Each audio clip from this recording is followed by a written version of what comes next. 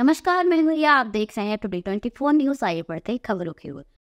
बिहार सरकार के द्वारा शिक्षा व्यवस्था को दुरुस्त करने के लिए बीपीएससी के द्वारा शिक्षक भर्ती परीक्षा का आयोजन कर बीपीएससी चेयरमैन अतुल प्रसाद योग शिक्षकों की सूची बनाकर सरकार को दे रही है, ताकि बिहार की सरकारी शिक्षा व्यवस्था को नई उमंग मिल सके। वहीं दूसरी तरफ शिक्षा विभाग के अपर मुख्य सचिव के पाठक अपने सख्त अंदाज में शिक्षा व्यवस्था को पटरी पर लाने के लिए दिन रात एक किए रहते हैं। लेकिन वहीं दूसरी तरफ दरभंगा जिला के किरतपुर प्रखंड में रसियारी पंचायत के सिरसिया गांव स्थित न्यू प्राथमिक विद्यालय की है, जहां बच्चों को स्कूल में पढ़ने के लिए मूलभूत सुविधाओं का भी घोर अभाव है।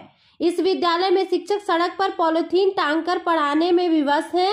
विद्यालय भवन और जमीन नहीं होने के कारण बच्चों की पढ़ाई वर्षों से सड़क पर ही संचालित हो रहा है तथा मिड में मील पशु खटाल में बनता है तथा साथ ही सड़क के दोनों किनारे बच्चे खुले में बैठकर आसमान के नीचे भोजन करते हैं तथा स्कूल की शिक्षिका और छात्राएं खुले में शौच के लिए जाने को विवश हैं।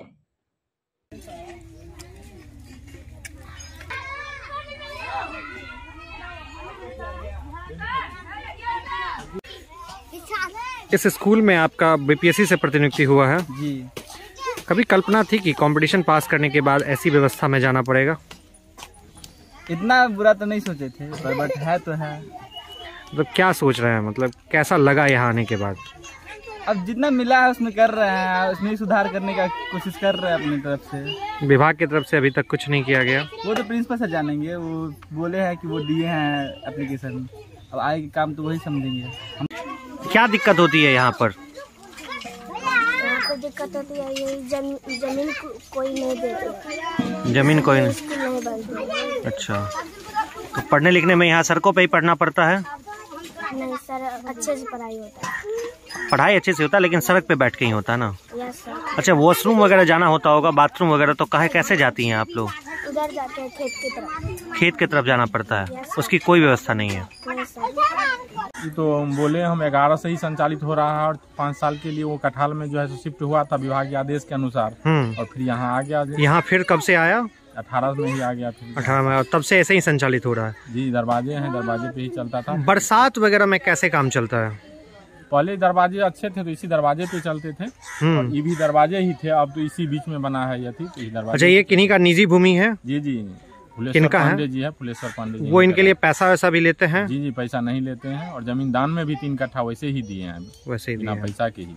उसकी कार्रवाई अभी तक नहीं हो पाई है? विभागीय अति से सीओ साहब नहीं अति कर रहे हैं। अच्छा, इसमें वॉशरूम वगैरह की क्या समस्या है? बाथरूम तो यहाँ पे कोई अति सरकारी है ही नहीं, निजी है, और नहीं तो बच्चे खुले में शौच जाते हैं। प्रशासनिक के स्तर से इसमें कमी है। हम लोग तो मतलब 6 महीना पहले लिख के दिए कि ये ज़मीन हम विद्यालय के लिए दान में दे रहे हैं। सीओ साहब को लिख के दिए कि आप अपने स्तर से जो कार्रवाई होती है वो कार्रवाई कर लीजिए और इसका एनओसी कर दीजिए। एनओसी हो जाएगा तो मनरेगा से इसका मतलब भराई भी चालू हो जाएगा, स्थल विकास का काम हो जाएगा, हमारा विद्यालय वहाँ बन जाएगा। वहीं स्तर से लेट है, और तो कोई लेट है नहीं। हम लोगों के स्तर से कोई कमी नहीं है। मतलब विभागीय लापरवाही की वजह से? विभागीय कमी है, हाँ।